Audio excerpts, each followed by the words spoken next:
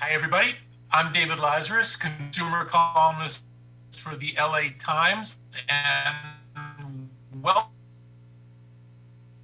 to what hopefully is going. We Can Teach You That, which is a virtual series that is being hosted by the LA Times. I've got a little bit of script that I got to read right now that's going to explain some of this, but then after I get through all the furniture, I'll get rid of the script and it'll just be us talking, and that'll be a lot more fun. So we can teach you that. We're excited to be offering practical skills and classes taught by Times writers, editors, photographers, and other experts. Readers can explore new subjects and longtime interests from the comfort of their home, like you have a choice, and get answers to your questions. We got plenty of those around here. In case you don't know, I'm a business columnist for the paper. My focus is on consumer affairs, and as part of that, I write frequently about healthcare and health-related issues. And if you're not a subscriber, shame on you. I also have skin in the game. I have type 1 diabetes. I wear an insulin pump, and I don't just talk about the healthcare system in the abstract. Like many people who have chronic conditions, I'm living it. If you are not a subscriber and you want to know how to find me, you can find me in the newspaper every Tuesday and Friday. And you can also find me every day as well on KTLA TV Channel 5. I'm in the mornings, I'm in the afternoons. So you got a lot of different ways that you can track me down, and that'll be fun. And if you follow me on Twitter, you'll be happy to know that my critters, Jupiter and Teddy, are both here in the room with me. So if you have questions for them, we'll get to them as well.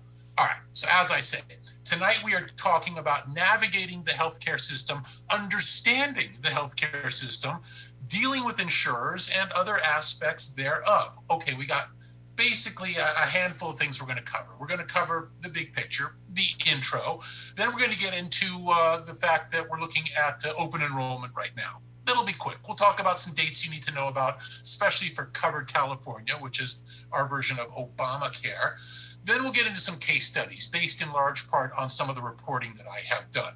We will look at the hassles of dealing with an insurance company, especially when you've got some very, very serious illness and the insurer is giving you pushback.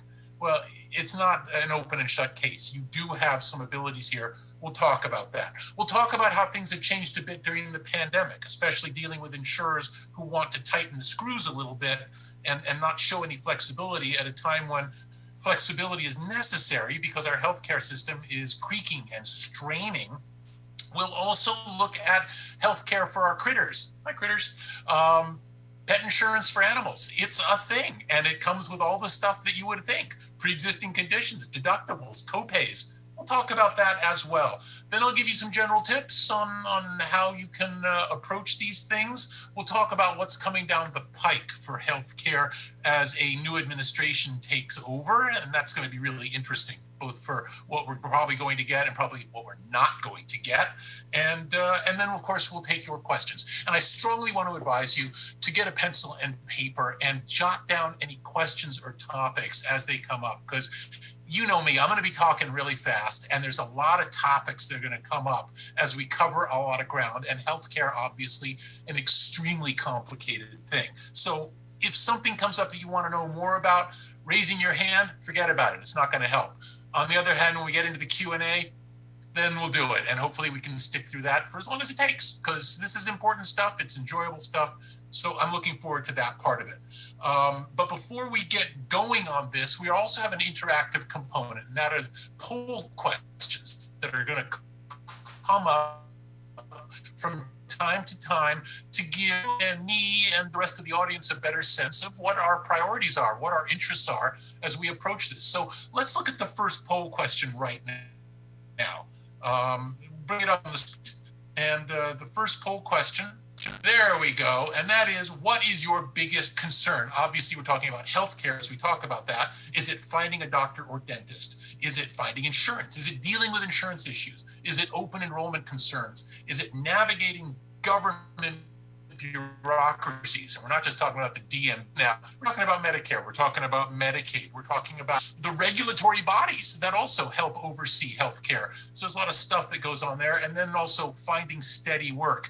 And that raises a really interesting point that I don't want to dwell on too much, but we're the only developed country that links our insurance system to employment. And if you don't know, that's a historical accident. Basically, during World War II, there was a cap put on salaries and a cap put on benefits. So to try and get workers, companies during that time started offering for the very first time health insurance as a way to bring people aboard. And we never got past it. So as the rest of the world was able to then move on to things like single payer systems and other systems that have universal coverage, they insured everybody. We did not. We stayed with an employer-based system, and now you know what the results of that are. 20 million people uninsured. That's a big problem.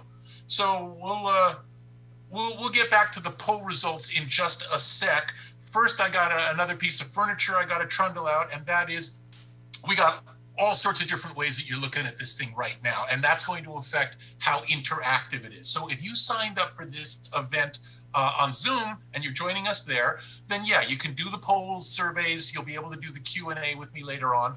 If you're watching us on Facebook or YouTube or Twitter or God knows what else you might be accessing us on, you don't get all those bells and whistles, but you're still going to be able to enjoy the show. So stick around. That's a good thing. And don't hesitate to get in touch with me afterwards. My email address is in the paper. If I can, I'll try and get to your questions. If not now, then at another time. All right, so let's move on to our first topic. And this is an intro sort of thing. And, you know, there's an interesting thing going on here. Normally, you'd want to be in an auditorium to do this, and I would want to be in the auditorium with you, and we would all be there together, and it would be a lot of fun.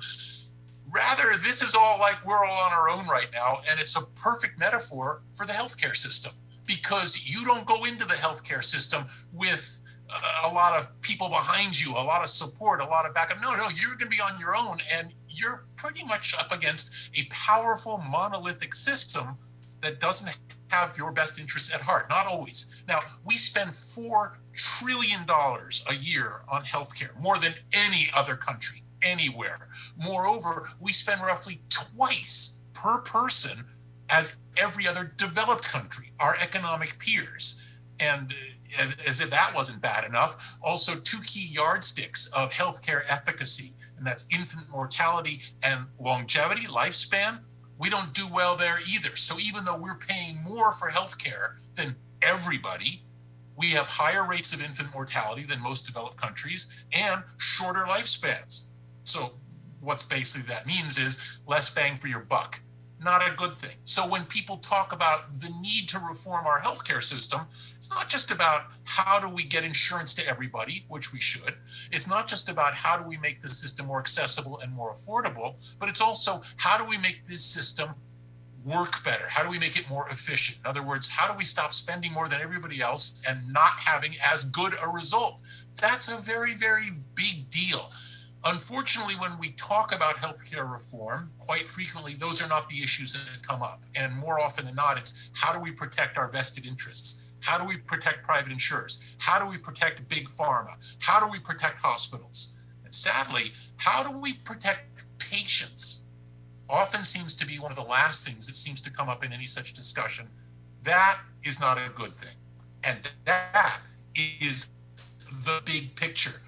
Now, before we move on to the case studies, let's take a look at the results of our last poll question. Bring them up and be building on what we're all thinking here. And this was the question of what's your biggest concern right now. You can see finding a doctor dentist. Yeah, not so much, not so hard to do. Finding insurance. Okay, you know where to look. Dealing with insurance issues, that's a big deal. That's still got over a third of us are dealing with that. Open enrollment, okay, 14%, but that probably reflects the fact that we've got a lot of people who have lost their jobs. So as we're talking about right now, with an employer-based system, that becomes a real issue. And then look at that big one, navigating government bureaucracies. I find that fascinating. And what that really speaks to is the obstacle course that exists on an individual level, on a patient level, in just trying to deal with what should be one of the most challenging things that happen to you, a medical catastrophe, and at the same time, having to navigate that. And that's just wrong. It's just unfair. This is a moment in our lives when you're having a health issue, when you are at your absolute most vulnerable. So the idea that you also have to deal with a bureaucracy at that point, not good at all. And then finding steady work, it's a pandemic. What are you going to do? All right, let's take that down. And I want to talk more about some of the challenges of healthcare that we face. And the first one is a case study that involves a guy named Bob Iritano. He's somebody I met 10 years ago. And this is a really interesting situation because it raises some of the fundamental things that we're talking about right now. Bob Iritano, when I met him, had stage 4 cancer. So he was going to die. Make no mistake, he was not going to get better. So now we have a question here as to what is the obligation of his insurer in a situation like that. Now, here's a guy who has paid all of his premiums steadily. He's never missed a beat. He's never missed a payment. Therefore, he has coverage due to him. But as somebody with terminal cancer, well, he's a liability to an insurer, especially for a for-profit insurer, which is what he had. They wanted to cut their losses. And that's where things start getting very dicey. At one point, Bob had to go in for a treatment to arrest the tumors that were running rampant in his body. The insurer covered that. It wasn't an issue. 6 months later, more tumors, and his oncologist said more treatment is needed. And guess what happened? The insurer said, oh yeah, in that 6 months that we haven't talked, we changed our medical guidelines, and now that procedure that we covered before is deemed experimental. And this, in a nutshell, is what we are up against right now. I mean, imagine that. Your insurer covers it one day and doesn't cover it the next day, saying that it's now experimental. And here you are trying to fight that. And that's, I think, emblematic and symptomatic of so many problems we face. Obviously, Bob's situation was more urgent because tick-tock, I mean, his time was literally going down, and he had to fight. He was fighting for literally as much time as he could get with his family before the inevitable. And here was his insurer saying, yeah, what do you want to do about it? So Bob appealed this. The insurer told him that he could be on his own. He could pay for these treatments if he wanted himself. None of that's very good. They reached out to me. Not surprising now. I was able to then bring in experts in the field. I was able to bring in medical reports that were available online, and I helped Bob and his wife build the case that this is not an experimental treatment, that it is in fact widely recognized. And guess what happened? Eventually, in the face of not just media scrutiny, but also the accountability that comes with actually being confronted by people who have done their homework and can see that something is in fact not experimental, the insurer caved. They covered for their treatment, but they tried to carve it out and say, well, this is just a one-time only thing. It's not going to set a precedent for other people, which is,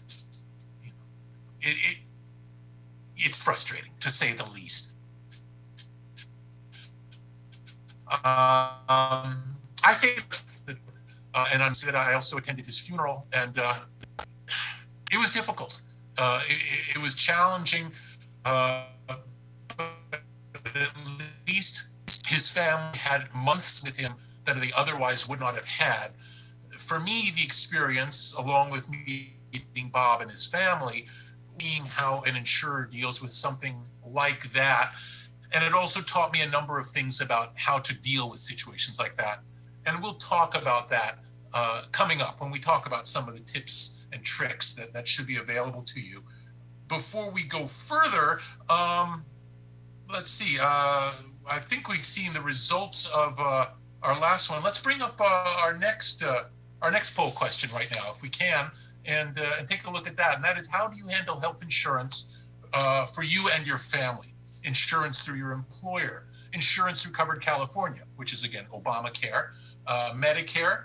I assume the next one should be Medicaid, and then no insurance. Again, you don't have to pick just one, although in this case, I would wager that that it's probably not going to be a lot. I just saw a message from Marie saying that I keep breaking up. I know, I'm sorry. I've got Wi-Fi here. I've begged my kid to stop playing cruddy video games while I do this thing, and I think he has, but still, I've got a cruddy internet connection, and I apologize deeply for this. If we were doing this out of the office, things would be different. What are you going to do? So we'll get back to that in a moment. I want to talk now about how things have changed a bit during the pandemic. And in this case, the thing that got me going was a fella named David Rowe. And like Bob Iritano, he too had cancer, stage 4. But in his situation, he was getting the treatment he needed, but he ran into a situation where his oncologist at Cedars, it turned out, said, look, you need to come in for treatment, but I don't want you coming in for treatment here. Why? Because we have a whole bunch of COVID patients overrunning our ICU. It's not going to be healthy for somebody in your condition.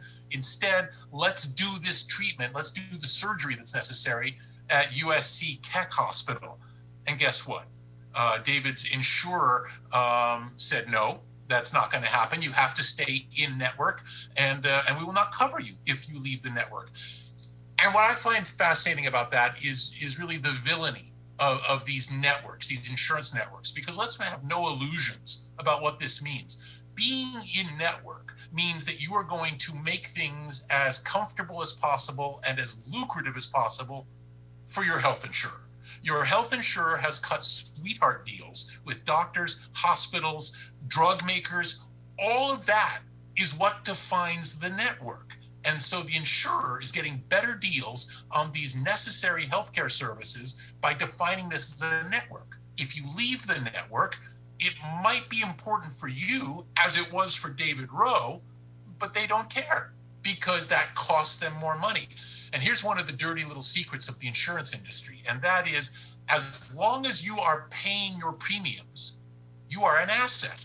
Your premiums are viewed as an asset by a for-profit company and by its shareholders. Anytime an insurance company pays a claim, that's a liability as far as bookkeeping goes. It is a loss. So start thinking about that. As long as you're paying money, they love you. As soon as you start submitting claims, they don't love you. Why? Because you're suddenly a hole in their pocket. And from a bookkeeping and accounting perspective, they literally will call you a liability as soon as you start submitting claims. That is what we're up against here. And that is what David Rowe was up against in his situation, trying to leave his network where his oncologist wanted him to go to have the surgery because it would be safer for him. And again, he got nowhere. This had to be escalated to the highest of the insurers. I got involved, and once again, through the prospect of public humiliation, the decision was made on a one-time only basis to let David leave the network, go over to USC, have his surgery, and that was accomplished. But the fact that he had to fight so hard to get to what should have been an inevitable and easy decision for the insurer, that also is very, very frustrating, especially during a pandemic, when we would like to think that all of these healthcare entities that we pay money to on a regular basis will be there for us. That's the whole idea of insurance. Whether we talk about health insurance, car insurance, home insurance, the idea is you're going to sleep better at night. By giving them some money up front, you are going to be covered if and when the inevitable catastrophe comes around. The fact that it becomes so hard to get what you need at that point speaks to how we have things pulling in different directions. We have companies with a fiduciary responsibility to their shareholders to make a ton of money. And then there's you, who is looked at as a good guy as long as you're paying money, but not as long as you submit claims. That's a real drag. Now, I think we have a third poll question that I want to get to now. And there it is. How do you handle health insurance? This is the results of our last one. And it's not a big surprise there. Most of us get it through our employer. And again, I really want to emphasize, this is just an accident of history. This doesn't have to be like that. It's not like the US government sat back and made a very reasoned decision. This would be a good way to deliver healthcare to the American people. It was just a quirk because of World War II, that it became a benefit that companies were offered to attract workers. And that was it. And when the war ended, that should have stopped. And it did not. And the big problem, as you all know, because you watch your deductibles rise, you watch your premiums rise, you watch your copays rise, this is expensive for our employers. And they've been steadily offloading more and more of the costs onto us because they don't want to deal with it. What they do like is having the ability to lock us in. This is a perk that makes it difficult for many people to leave their jobs. So it favors the employer. That's why employers have not been lobbying to get rid of the employer-based healthcare system, because it gives them another leverage, more leverage over us. At the same time, they don't want these costs. And that's why you're seeing your share of that burden steadily rising. And you can be sure that after this recession, after this pandemic, your costs are going to go up even higher. Insurance through Covered California, relatively low here, which is surprising to me because I would have thought more people would have been using that. Medicare, okay, that's high, and that speaks to the fact that newspapers have a certain demographic of a certain age, let's say. And then I'm guessing the next one should say Medicaid again. That would be low.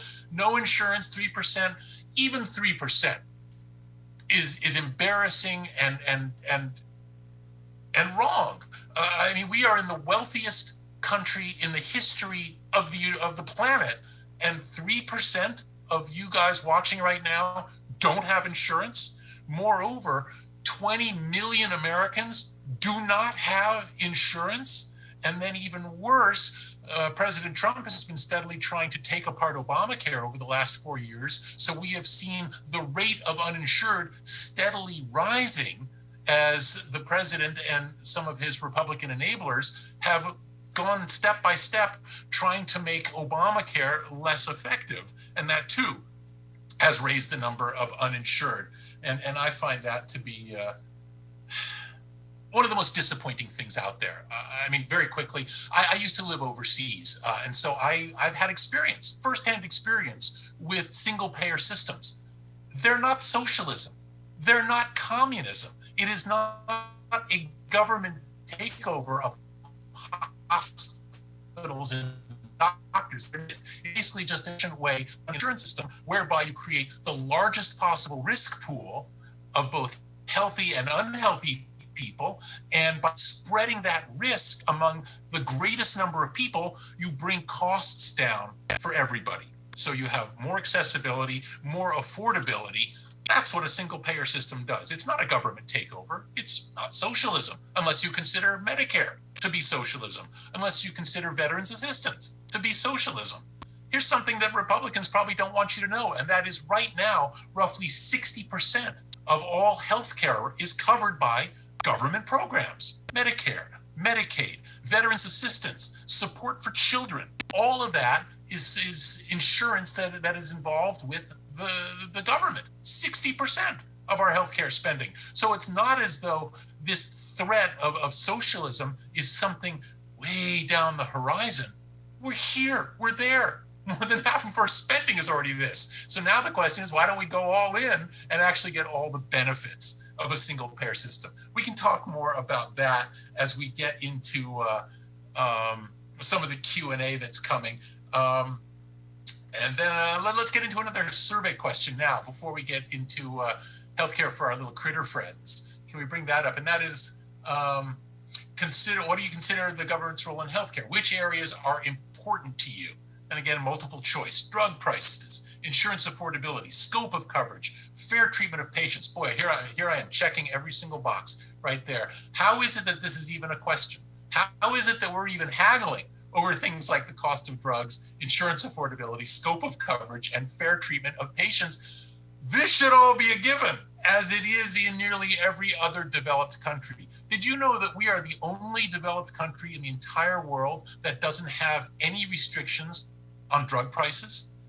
Other countries want drug makers to make a fair profit. They have no problem with that. They just don't want sick people being gouged. So they place limits on how much a drug company can charge for a prescription drug, a reasonable limit so that it remains affordable. Here, no, we have no limit whatsoever. And that's why we pay the highest drug prices in the world. The president has signed an executive order where he's hoping to enable the importing of prescription drugs from Canada, where, because they have a single payer system, prescription drugs are much cheaper. The same drugs that we get, but they're cheaper there. Why? Because they have a single payer system and they have price controls. As it turns out, I was just trading emails with the Canadian consulate just before this thing, and they pointed out to me that that's not going to happen. Canada has just passed a rule limiting the number of prescription drugs that can be exported to the United States. There's a good reason for that. They don't have enough. They've got enough for their people, obviously. The last thing they want is to be exporting their entire supply to Americans. And so they have put the kibosh on that. It turns out that you can't just have a rigged system here and then hope that you can just take advantage of other people's much more effective systems. They'll freeze us out. If we don't reform healthcare here and now at home, we miss out on all of those possibilities. All right, let's talk about our little critter friends now. And yeah, the dog and the cat are still right here, but they're going to perk up when I start talking about this. It's the same deal when we talk about healthcare for humans as we talk about health insurance for animals. It's a thing. It's a multi-billion-dollar market, and it's a good idea. So I want to say from the get-go, if you've got especially a dog, if he or she is going out, because there's risks out there, but also for cats, you can save yourself some money. And as somebody who has had a cat die of cancer in the last few months, I can tell you how expensive it can get. I wrote not that long ago, a couple of years ago, about a woman named Samantha Bonar who has a pit bull named Kaya. And what made this story interesting, aside from Kaya's smile, is Kaya had cancer once upon a time, got better, and then got cancer again, a different cancer. And so Samantha goes to her health insurer and says, okay, well, she's got a health insurer, does exactly what you would think, deems the new cancer a pre-existing condition and refuses to cover Kaya's treatment. Okay, that's a thing. Now, Samantha tried to deal with the insurer on her own, pointing out that no, these are two different cancers, two different parts of Kaya's body, and she can back that up medically. But no, the insurer dug in its heels and said, no, cancer once, cancer twice, pre-existing condition.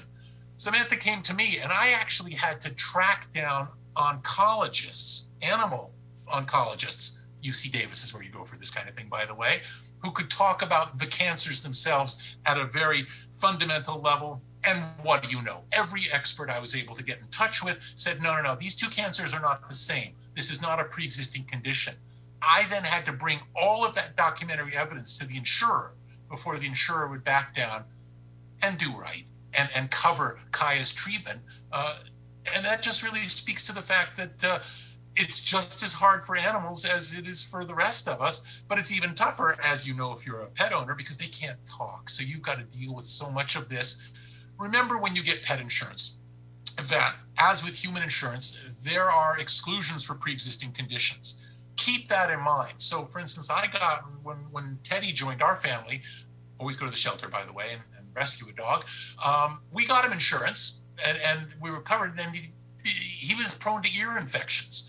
He went to the vet once for an ear infection prior to us getting him insured. So every vet appointment after that for an ear infection, pre-existing condition, and that couldn't be covered. Also, there was a deductible involved, and so the roughly $30 monthly cost ended up being high. So in my case, I decided not to continue with the insurance, but I don't want to say that's a one-size-fits-all thing. I think very importantly, what you need to do is do your homework before you take out pet insurance. Make sure you know what's a pre-existing condition, what is not. Make sure you know how big the deductible is. Make sure you know what the monthly costs are going to be.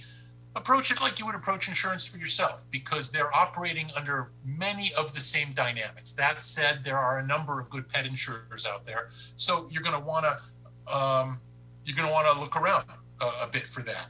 Okay, let's show the results now of our third poll question and see what people said about that. Look at that. Look at that off the charts. People are worried about drug prices. They're worried about insurance affordability, scope of coverage, fair treatment of patients. And the lowest number there is 2/3 of us, 65%, saying that this is something that they want the government involved with. To me, what this speaks to the fact is the frustration we all feel that the current system isn't working for us. It's working for a lot of people, big pharma, hospitals, insurance companies, the middlemen, the pharmacy benefit managers, the many layers of people who cut themselves in for a piece of the action every time you get sick, but it's not there for us. And that poll result really speaks to that we're frustrated because this system is clearly has its priorities completely out of whack. And I think the fact that the vast majority of us would like to see a more assertive government role, not a takeover, not by any stretch of the imagination, but at least a referee on the playing field, so that if somebody gets an illegal sack, the ref can call him on it. I mean, it's not asking for too much to simply want some adult supervision in the healthcare market. So let's talk about some tips to keep in mind. We've covered a lot of ground here. And like I said before, if you've got specific questions, please, that'll be coming in just a moment. A couple of tips right off the top of my head. First of all, don't take whatever bill comes your way.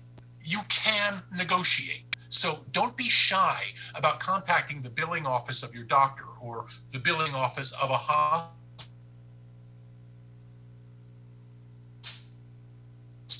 hospital and taking. Hospitals know full well that getting some money is better than getting no money, and they will haggle. In fact, I have it from hospitals will reduce people's bill by as much as a third if you can demonstrate you're having difficulty paying.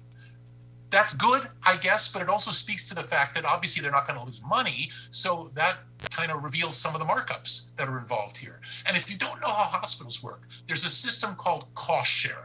And what cost sharing is somebody who can't pay their bills, their costs are shifted over to somebody who can pay their bills. And so the hospital makes sure that it's going to get its money one way or another. But if you were ever wondering why a Tylenol costs $100 or a Band-Aid costs $300, that's what that is. That's the hospital trying to reach into your pocket to cover any losses that it faced when an uninsured person came into the ER and they couldn't turn that person away, which by law you cannot do.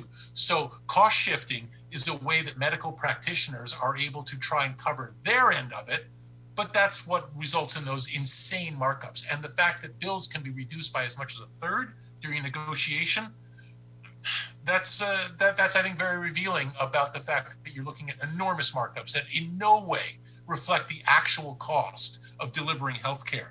Want a good example of that? Look at MRIs. You go to a hospital, your MRI could run thousands of dollars. You go to an MRI clinic that specializes in MRIs, $300.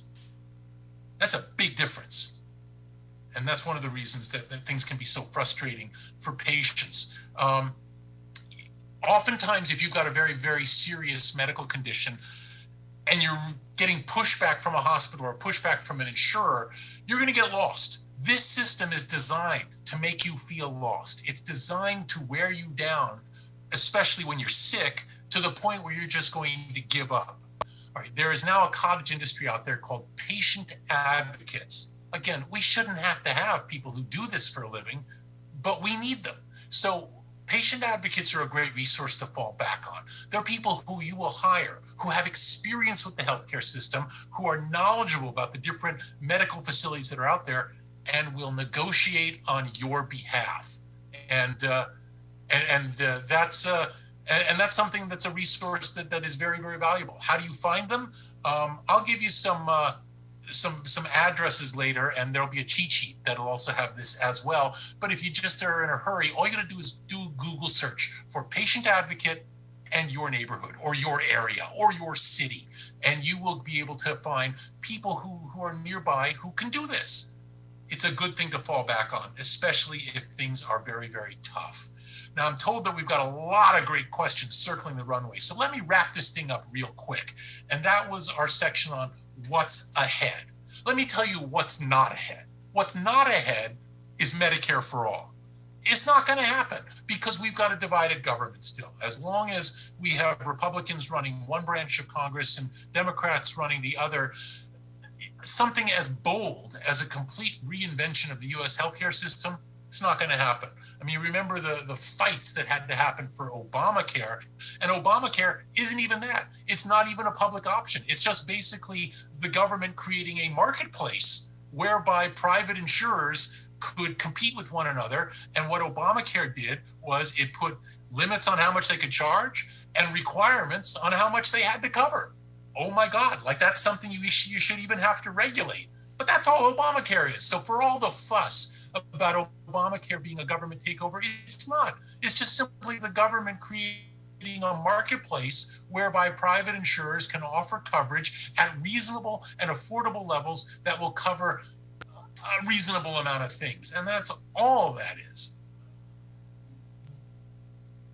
Will we be fixed? We should not expect anything like a Medicare for all system anytime soon. It's too large. Moreover, when we talk about single payer, there's a lot of different single payers out there. There's like the British system or the Canadian system, which covers everything, or the German system, known as the Bismarck model, which I think is the best fit for us. The Bismarck model basically makes room for private insurers. So it is not that takeover that conservatives talk about. In fact, it's just simply the government playing a more active role in guaranteeing a fair and equitable insurance market in which the private insurers will be able to offer policies. My own feeling is what we need is the public option that forms the foundation of our coverage. Basically base coverage that gets as much people in who can't find coverage elsewhere or are dissatisfied with what they're being offered elsewhere. And then let's leave room for private insurers to be able to offer more comprehensive plans, so-called Cadillac plans, whatever the marketplace will accommodate. There's no reason that we can't take advantage of the benefits of competition. So we don't need to freeze out private insurers, as, say, Senator Bernie Sanders proposed. Instead, I think the Bismarck model, again, the one that's in use in Germany, would be the easiest and most practical fit for the United States. Now, there had been a lot of talk that a public option was going to be possible under a Biden administration. In fact, he ran on that. He said that was going to be one of his policy goals, was to set up a public option that would form the foundation of our coverage. This was originally a part of Obamacare, but President Obama backed off to keep Republicans at the negotiating table. President-elect Biden has said he would like to do this as well, but if Republicans maintain control of the Senate, that's not going to happen either. So I think the best we can hope for in coming months and years is more sunlight, quite simply, a greater emphasis on trying to expose the inefficiencies of our healthcare marketplace so that we can have proper adult grown-up conversations about what's wrong and what we can do to fix that. And that's, I think, going to be a key element that we will see under President-elect Biden is a willingness to at least confront these issues. President Trump was eager to talk about drug prices, for example, and that's a very good thing, although none of his solutions really ever bore fruit. They were all just a lot of executive orders that haven't even taken effect yet. I think what we can expect from Biden is a willingness to acknowledge where the problems are and what we might be able to do to fix that. Like I say, these are grown-up problems. They require grown-up solutions. Hopefully we will have grown-ups addressing that. All right, I'm going to close off my little dog and pony show right there, but by no means is this ending. I want to bring in now a colleague of mine, Alice Short, who is going to field some of the questions that you guys have been tossing our way, and we'll be able to go from there. And there's Alice. Hi, Alice. Hi, how are you? Good. Excellent. We have some pretty terrific questions, and so I'm going to just start zinging them your way. So Claire Warshaw asks, is there a way to get outside second opinions and more in-depth analysis of MRIs? I had 3 December 2019. It seemed like the MDs did not want to spend too much time analyzing them. Primary MDs stated they do not read MRIs. Specialists to make light of MRIs, seemingly depending more on radiologist summaries, it seems, than anything else. I have paid in the past to have outside analysis, but unfortunately, a dentist MD authorized that for me. Now, nobody seems to want to do that. So Claire also mentions I have low income. I'm on my old workplace healthcare system. Half of it automatically comes out of early retirement. The other half is paid by my old workplace per the memorandum of understanding established when I started working. I'm lucky with this so far, but wondered if my current income situation is analyzed too much. So outside second opinions and more in-depth analysis of MRIs. Question from Claire. Boy, I totally hear you, Claire, and I totally understand your frustration here, because there you are, limited financial means, what sounds like a serious problem. I mean, MRIs are not a small test. So if you're getting MRIs, then clearly you're facing a serious issue. And if you're looking for second opinions, I'm going to take the liberty of guessing that you're not liking what you're hearing from the first reading, either from your insurer or your doctor, but more likely your insurer, who's probably saying, yeah, that doesn't sound like something we're going to cover, or it sounds experimental, or it sounds like any number of other excuses that get tossed out there. The short answer, and you're not going to like it, is yes, you have a right to have any second or third or fourth opinion on your health care. There is no law, there is no limit on getting second, third, fourth, fifth opinions, but your insurer might make you pay for it. That's very troublesome. If it was me, what I would do in a situation like that would be twofold. First of all, I would shop around for that second opinion, but I would make it very clear to whoever that person is that you have limited financial means and that you are basically desperate. You're looking for some help at this point. You need to break through this logjam from your insurer, and so you need a second opinion that will validate the fact that this treatment should be covered. Many doctors will do that. I mean, make no mistake. People get into healthcare because they want to help people. Yeah, they want to make a lot of money and have a nice house and all that. But no, you get into healthcare because you want to help people and because you care about people. And I think making these issues human works in your favor as a patient. So by demonstrating that you have financial distress, but you need help, you might be able to get a break on that. I think also, if you can get the second opinion or third opinion, and if you can get the claim therefore approved, you have every right at that point to go back to your insurer and say, you were wrong to deny my claim. You were wrong to make me have to spend my own money to tell you that you were wrong in denying the claim, and I want to be reimbursed for that. If that sounds tricky, again, that's where a patient advocate can come in handy. That's also where a lawyer can come in handy. Thank you. We have a question from Elida Valdez, which I think will be of great interest to people who are the parents of older children, adult children, allegedly adult children in my case. Or mine. She asks, so she asks, my son is currently covered by my employer's health insurance. In August of 2021, he will turn 26 and will no longer be covered. Should he apply for Covered California now? The answer to that is yes. And I think we, or me, went right past some of the Covered California issues. So let me quickly backtrack on that, because I know I'd mentioned that I was going to talk about open enrollment a little bit. Covered California open enrollment began November 1st, and it runs through January 31st. But if you want coverage by January 1st, you need to sign up by December 15th. So tick-tock, you got 2 weeks to basically get yourself covered under Covered California, Obamacare, if you want to be covered as of January 1st. Otherwise, you have all the way through January to sign up, but obviously you won't have coverage until you get it. There's also special enrollment when it comes to Covered California. For example, if you lose your job, or got married, or a kid, or if you moved, in that case, you don't have to wait for the next open enrollment.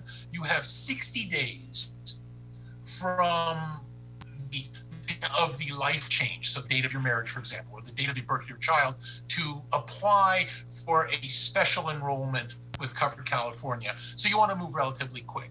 And if you're not familiar with Covered California, basically you got your bronze, your silver, and your gold plans, and they get a little bit more expensive with each step up. They also are more comprehensive in their coverage with each step up, and you decide what's going to be the best fit for you. If you're young and healthy, bronze might be just fine. If you are older, or if you have some health issues, you're probably going to lean towards gold. The nice thing about Obamacare is they can't turn you away if you have a pre-existing condition. Prior to Obamacare, forget about it. You were uncoverable. Remember I mentioned that I have type 1 diabetes? I am literally uninsurable in the open insurance market without either my employer's group plan or Obamacare. Otherwise, a pre-existing condition like mine, forget it. I would just be left to my own device. That is something that's a very big problem with our system. All right, so back to the question about what do you do with your kid? Your kid turns 26, and I would say, yes, do not leave a 26-year-old semi-adult person to fend for him or herself. Sign them up for Covered California. Go to the website and look around for what's best. And like I say, for a younger, healthier person, the bronze plan, the base plan, probably be just fine. Thank you. Our next question is about one of the great mysteries of health insurance. So Roberta asks, can you discuss dental insurance? Yeah, I can. And you know, the person you want to talk to is my wife. She's the one in this family with the teeth issues. But dental insurance is as necessary as any other insurance. I'm going to even say glasses. Vision insurance, although that's not proper insurance. That's basically just a cost-sharing system. And if anyone who reads my column knows how squirrely the eyewear industry gets. We can talk about that later on. But when it comes to dental insurance, most employer plans will include that as part of their benefits. So if you do have the option to sign up for it, do so, obviously. Insure your whole family. That's a great thing. If you need to get at this through Medicare or through Covered California, I believe it's available in both those situations as well. I think it's necessary because we're all just one root canal away from bankruptcy, you know what I mean? And I don't make light of that because it's worth pointing out that medical bills are the chief cause of personal bankruptcy filings in this country, which again speaks to how dysfunctional and how horrendous our system is, that we're all just one catastrophe away from financial destitution. So yeah, I'm an advocate of as much insurance as you can get when it comes to healthcare. Dental insurance is a necessity. And I've argued in my column that when it comes to vision care, maybe the frames don't necessarily have to be covered, at least not extensively. The lenses, that's healthcare. I mean, I simply can't see you without wearing my glasses. That's healthcare, pure and simple. And there should be much greater coverage of the lens side of it. Also, anyone who's ever read my column knows that the markup on frames and lenses is as much as 1,000%. So anyone like me who feels, gosh, I sure paid a lot for my glasses. Yeah, you did. It's deliberate. And also, if you read my column, you'll see there's only one company out there that virtually dominates the entire marketplace. Thank you. What company is that, David? That would be EssilorLuxottica. Thank you very much for asking, Alice. They're based over in Europe, and what's beautiful about this is Luxottica is the frame king. And even if you're not buying Luxottica frames, you can lens critical. So that's them, but they also have the license to produce virtually every design coach to all the designer brands. They're all coming from one company. And guess what? They merged a year or so ago with Essilor. Who are they? They're the largest maker of lenses. Ouch. So one company now, worldwide, virtually controls the place for both frames and EssilorLuxottica.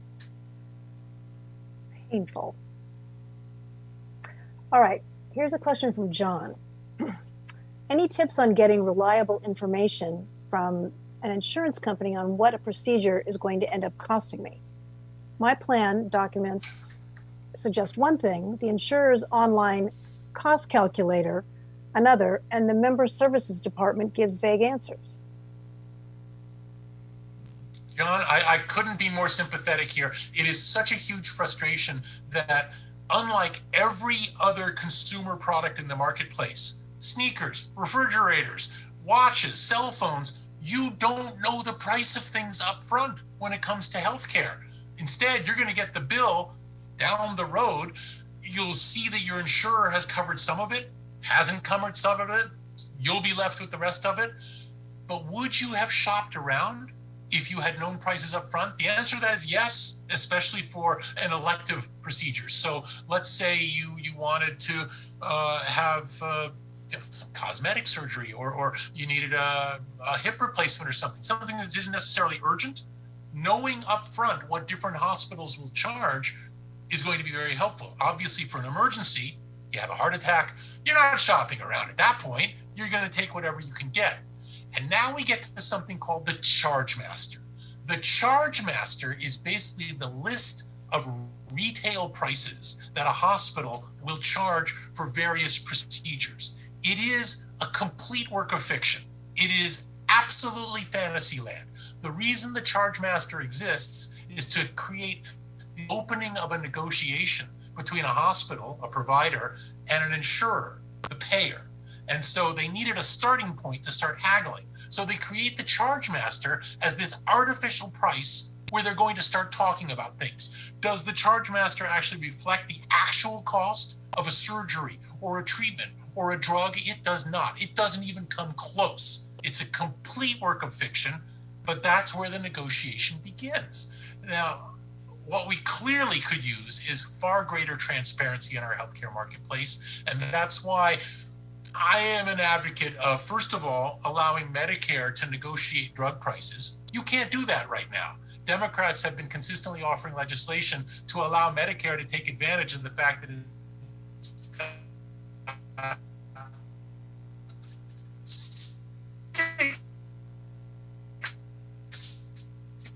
million beneficiaries and to drop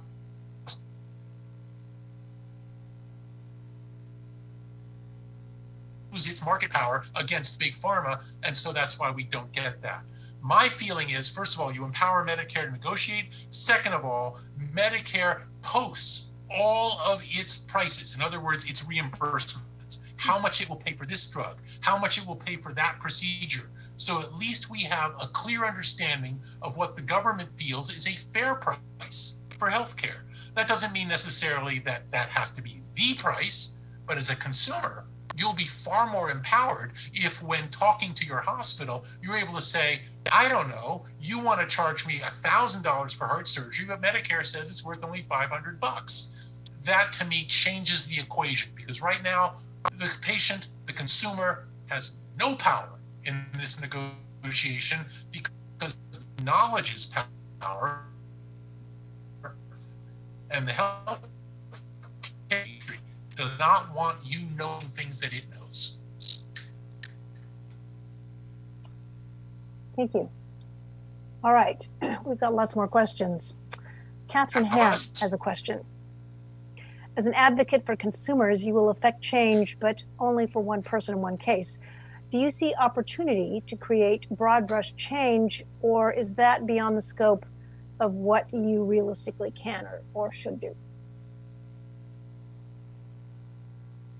Yeah, I understand what you're saying, and indeed, every time I write about a Bob Iritano or a David Rowe or a Samantha Bonar, obviously we're talking about one person, one case, one issue, but each one of these things serves as a cautionary tale and a case study, and hopefully as a way to advance the cause further, because the more we can cast sunlight on the problems in our healthcare system and the dysfunctions of our healthcare system, the more we can have informed, intelligent conversations about how we can fix things. And that's something that we simply don't do. We just don't have grown-up conversations. I'm an advocate of basically taking what we know works in the financial sector. In other words, we have the Federal Reserve overseeing monetary policy. And the Federal Reserve, in theory, is non-political. It is acting solely on behalf of the country and the American people to oversee monetary decisions apart from politics, removed from the influence of politicians. Why can't we create a Federal Reserve of healthcare? Doesn't seem that hard. Rather than having politicians making decisions about what our regulatory environment should look like, why don't we have actual healthcare experts in the same way that we have monetary experts overseeing the Federal Reserve? Why don't we have people with commensurate skills and experience on the healthcare front serving as a Federal Reserve of healthcare, who are then able to determine, is this a fair price for a treatment? Is this a fair price for a drug? Should a vaccine be accelerated even faster? Or do we need to slow things down before we hurt somebody? These are not political decisions. These are scientific decisions. These are healthcare decisions. It's nuts that we have entrusted this to people who simply have no understanding of the complexities of this. I mean, I'm sitting here talking a good game, and I'm not even what I would consider to be an expert. I'm somebody who simply knows a lot of this stuff. Why can't we have people who know lots more than me overseeing the healthcare system as opposed to Congress? These people in Congress, they're not looking out for you. And more often than not, because you're not paying millions of dollars a year in lobbying money, they're going to pay attention to those who are. The Hospital Association, the Pharmaceutical Association, the Insurance Association. Those are the guys who get a seat at the table. So that's why I'm a big fan of not just more sunlight, more transparency, but more expertise overseeing our system. Excellent. All right. Very different kind of question. This is from Ted McKay. My husband, age 63, was laid off from his job of 25 years due to COVID. We've been offered COBRA for a limited time. How do you decide to shop for California care if we have no idea if and when he will find another job that might offer insurance through that new job? Great question, scary question too. This shouldn't have to be an issue. I can't stress that enough. These things we're talking about, they should not be problems. You're lucky. Your husband is 63. That means Medicare is just around the corner. So 65 is when he'll become eligible for that. President-elect Biden, has proposed lowering the eligibility age of Medicare from 65 to 60. That would take an act of Congress, so probably not, but that's a great idea. Lowering the eligibility age would make things a lot better for everybody. In fact, while we're on the topic, one reason I like Medicare for all as a system is because without that, Medicare is going to be trillions of dollars in the hole in coming years because it's just not an efficiently run insurance system. By getting more people into the system, you've got more healthy people paying premiums that will financially make Medicare more solvent. So you can kill two birds with one stone by getting Medicare for all out there, because there isn't a senior out there who's going to say, yeah, I don't want Medicare. No, everybody likes Medicare, one of the most popular programs, right up there with Social Security. So it's nuts that we're not able to take full advantage of that. Okay, in the meantime, COBRA is expensive, but it will give you access to the insurance you had before. So basically, rather than getting coverage through the group plan of your husband's employer and all the benefits thereof, in other words, the lower rates and things that come with group coverage, you'll still have the same coverage, but you're going to pay more for it because you're all on your own. So COBRA's tricky. It can get you over the hump, but it's not a long-term solution. If you can, if you're healthy enough, I would say Covered California is the bridge coverage that you're going to need to get yourself over the next 2 years to get yourself to Medicare. And then once you get to Medicare, yeah, some new issues are going to arise. It's not a perfect system, but at least it's something that people of a certain age can fall back on. And by and large, most people I know who have Medicare coverage are happy with it. Great. So here's kind of a flip question on that topic from Christine. If you don't get a subsidy from Covered California and need to buy individual insurance, what are the options?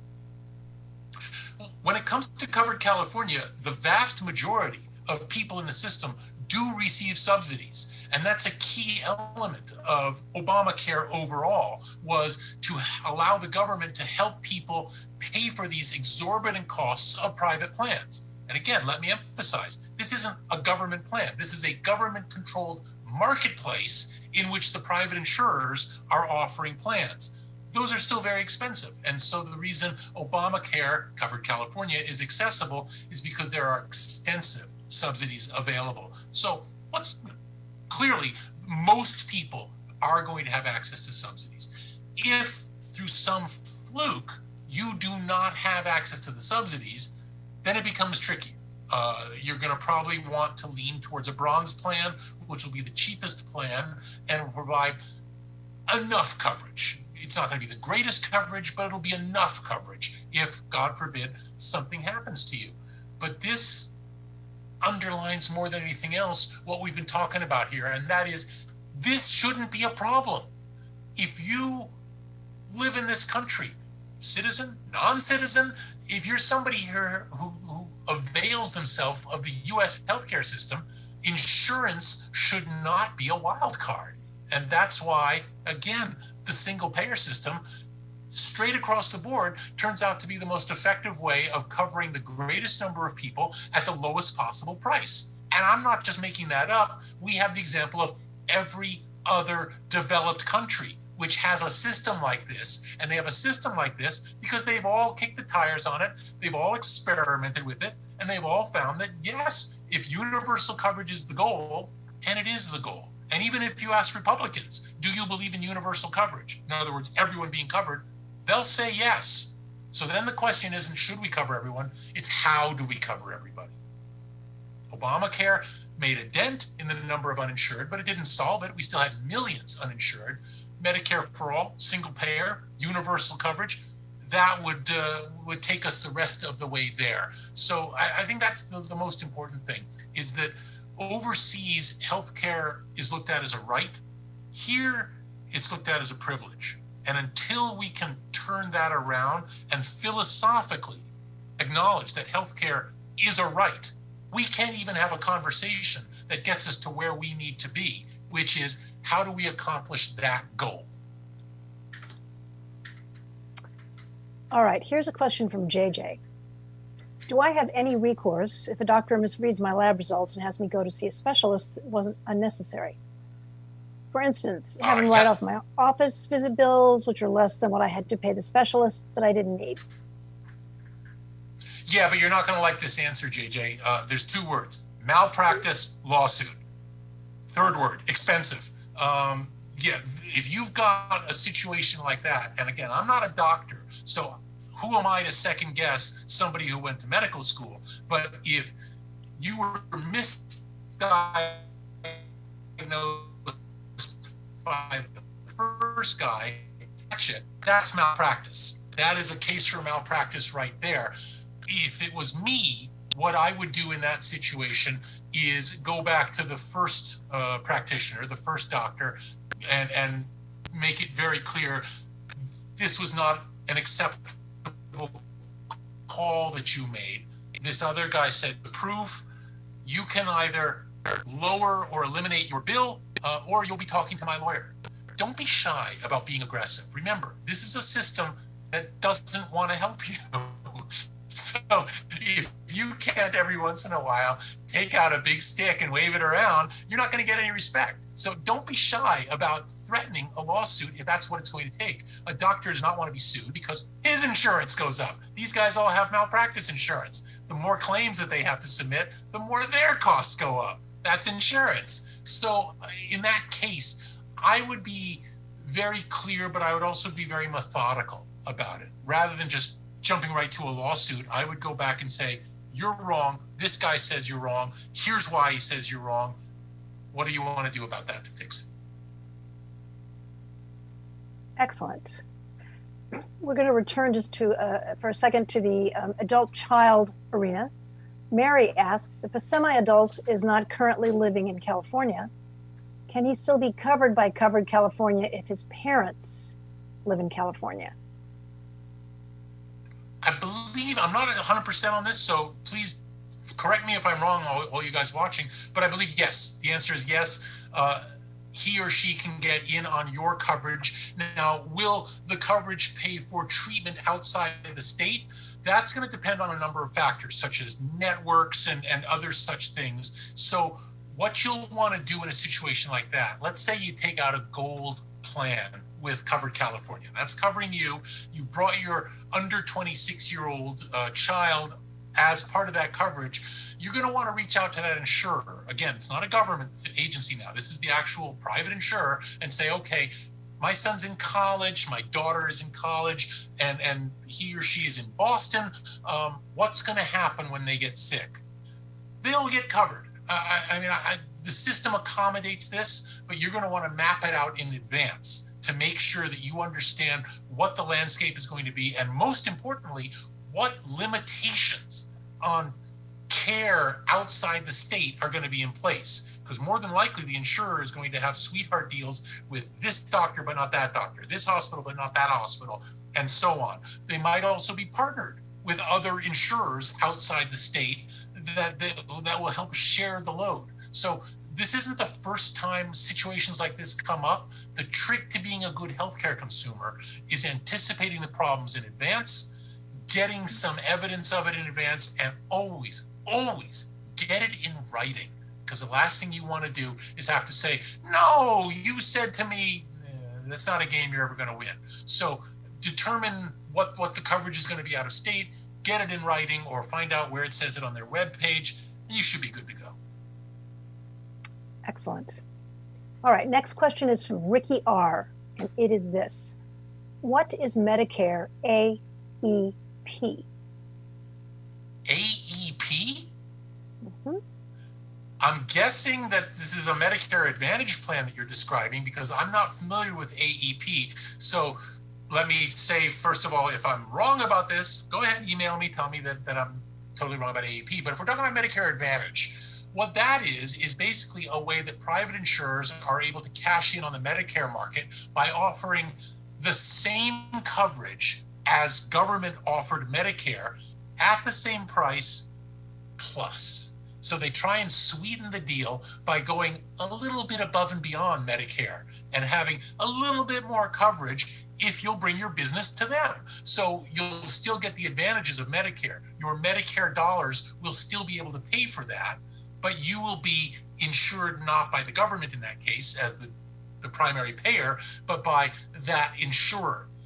I think Medicare Advantage makes a lot of sense. When I become a fellow of a certain age, I'll probably be looking at Medicare Advantage because, one, I've got a chronic condition, and two, I like to sleep better at night. I think insurance is a very helpful way to overcome all of the uncertainties out there. So to me, the more coverage, the better, as long as the price is right. So ways to shop around for a Medicare Advantage plan, excuse me, or I could do it like the president. There we go. There are a number of agencies that offer it, like for instance, AARP. AARP is a great place to start looking for Medicare Advantage because obviously their gene pool is seniors. They know what seniors need, so they're totally hooked in to that environment, and you can get a Medicare Advantage plan through them or through somebody who they're recommending. That's a really good place to start. Also, professional organizations, for example, SAG-AFTRA, other such things, they might have their own Medicare Advantage plans. This is one of those situations where you want to shop around. You want to compare and see. And if that doesn't answer the AEP question, we'll just pretend that it does. All right.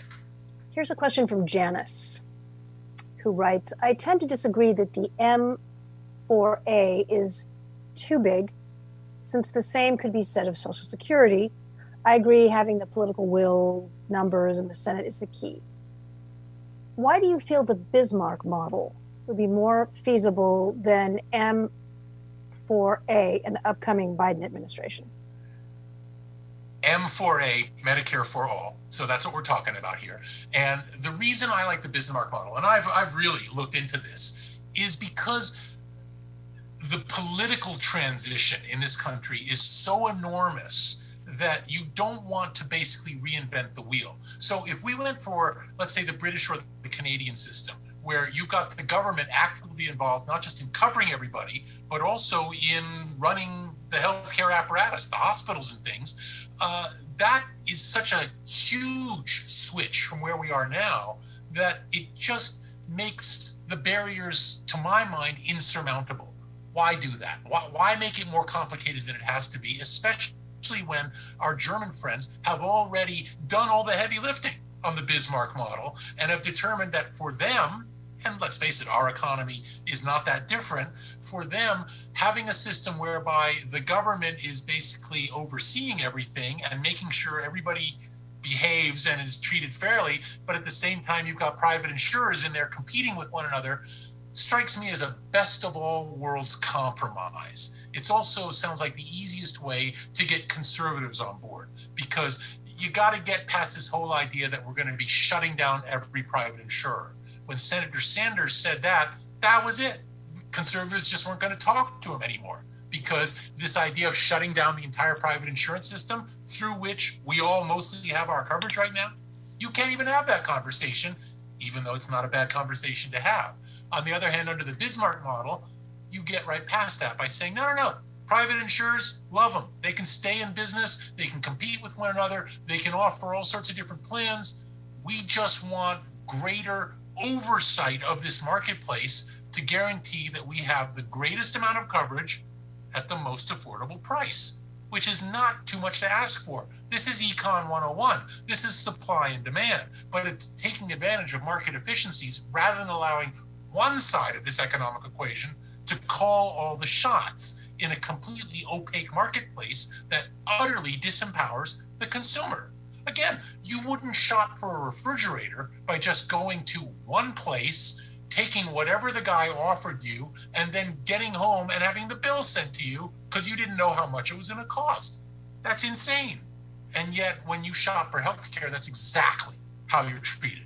So all we have to do is introduce basic economic fundamentals into the equation, and we can start changing things for the better.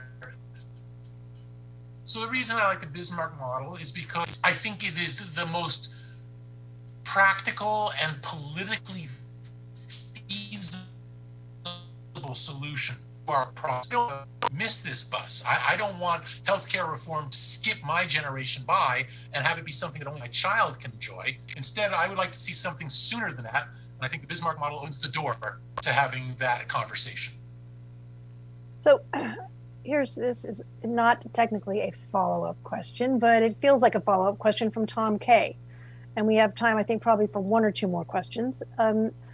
Tom writes, when I was employed, my family was covered by my plan. We lost that when I retired and went on Medicare.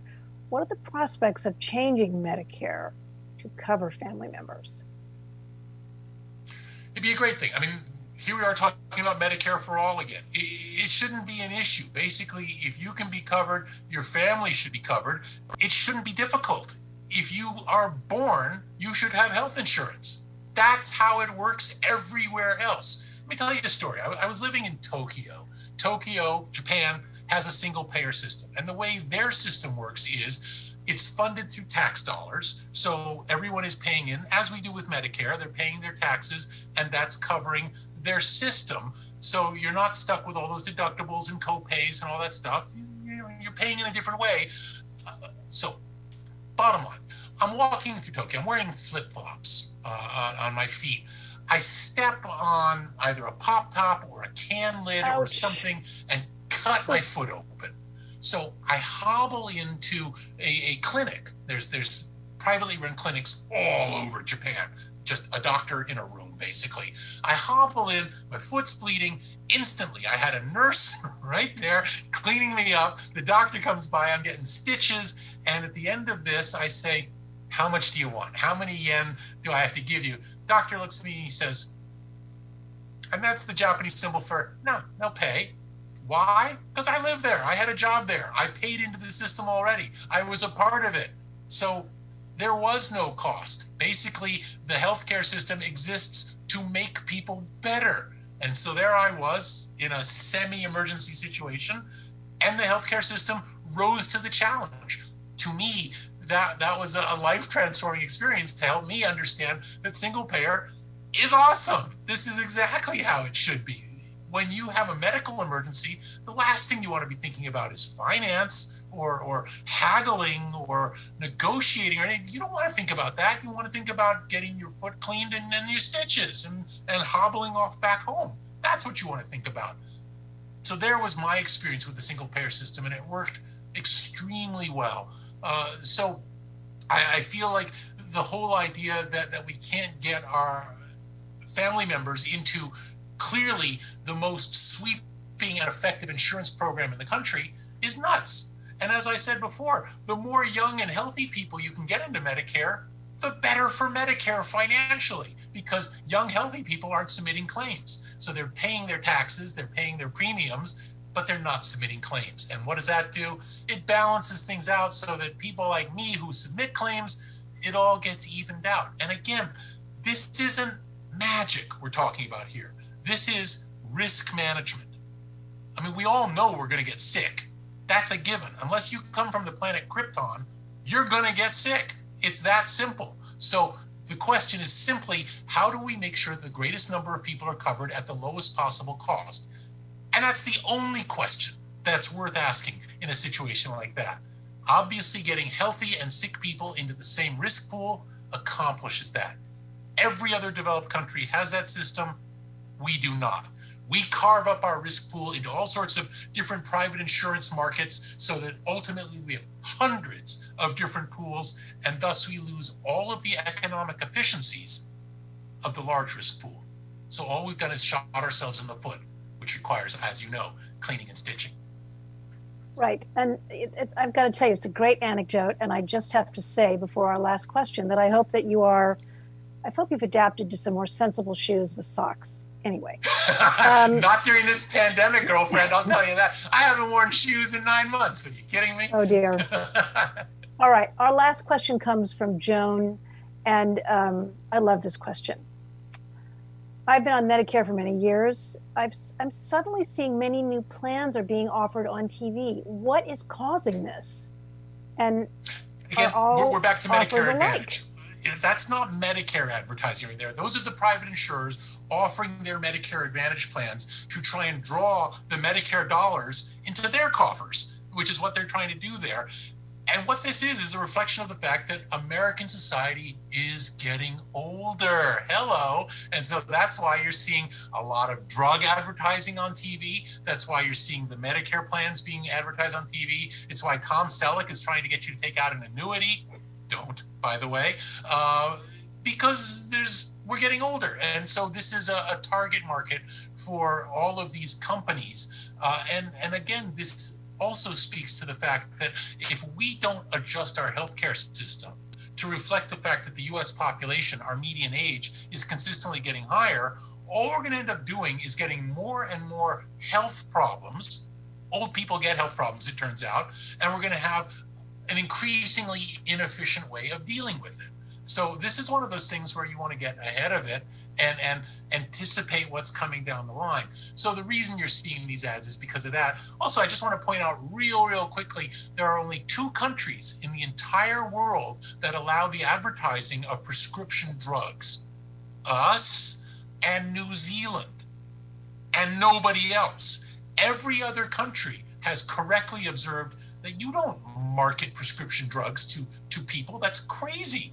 Doctors go to medical school to learn this stuff. So the idea that the patient is going to watch TV and think, oh my goodness, if I take drug XYZ, I'm going to get the hot chicks and I'm going to have a fast car and that's what I need. So I'm going to go to my doctor and demand that.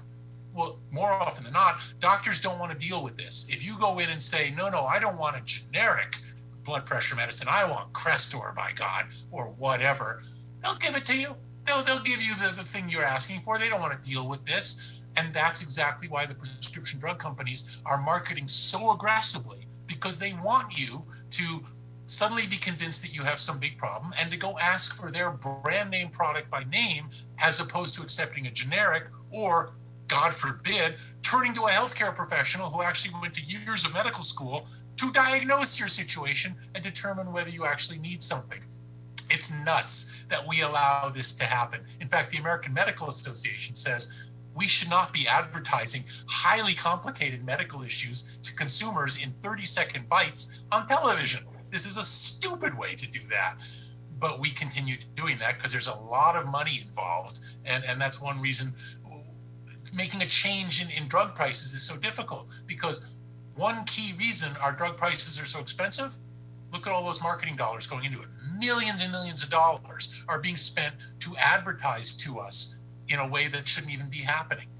So I understand, Alice, that was our last question. And I want to say thank you to everybody who did that. I've got a little bit more furniture that I need to come out. I put together a handout, a cheat sheet. It's got a lot of this stuff on it. That's going to get emailed to you. So you don't even have to do anything. You don't even have to hobble to a Japanese clinic to get it. We'll just send it to you. Moreover, you should be following me on Twitter at David Laz. That's a great way to see the critters who are still here, I want to point out, who've enjoyed this. And I want to say especially thank you for joining the We Can Teach You That series, because this is really cool. This is just the fourth one that we have done, and I'm honored to have been asked to do it. There's going to be more. We're going to send you a survey that'll ask you what you thought of this, and I certainly invite you to share your thoughts, not just about this, but also other things you might be interested in, other consumer topics, because I'm happy to come along and do this again. For example, personal finance, deciphering Wall Street, protecting privacy. These are all things that we might want to tackle in a future We Can Teach You That. So feel free to suggest that company. Is part 2 of a series that we put together to help readers navigate the pandemic, which can't end soon enough if you ask me. In part 1, which was on November 17th, my esteemed colleague Jessica Roy shared some of the easiest ways to connect online with family members during the pandemic, and especially during this holiday season. You find part 1 available online. This will probably end up on YouTube. And again, I'm easy to find. You can find me on Twitter. You can email me. I welcome your feedback. I welcome your subscription to the paper. I welcome you watching me on television. And until next time, I just want to say thanks, everybody, for joining us. And I'll see you in the business section. Good night, everybody.